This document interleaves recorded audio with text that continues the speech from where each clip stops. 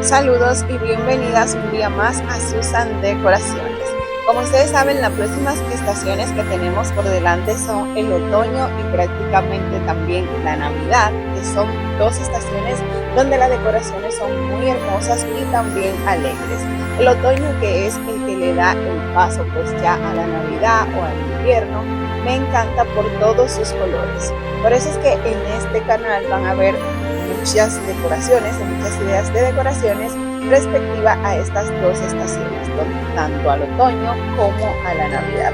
Así que les dejo todas estas ideas por aquí para que se inspiren a decorar su casa o a tener ya en mente qué es lo que van a usar para sus decoraciones de Navidad, sobre todo en los centros de mesa o tal vez en alguna credenza o repisa que tengamos.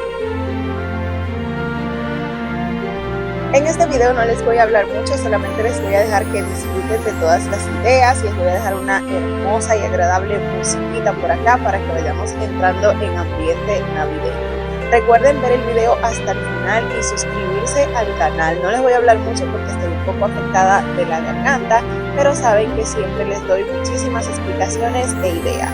Espero leerlas en los comentarios, espero que todas estas ideas les gusten y hasta la próxima.